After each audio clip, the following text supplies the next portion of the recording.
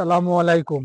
খামারি থেকে আমি মোহাম্মদ হাসান আলী। জানেন যে আমরা যে যশোরের অথেন্টিক পিওর খাঁটি গুড়টা দিচ্ছি আমাদের নিজস্ব গাছে, নিজেদের বাড়িতে আমরা যুগের পর যুগ হচ্ছে আমরা গুড় নিজেরাই জ্বালাই। আমাদের প্রত্যেকটি গাছ নিজস্ব গাছ।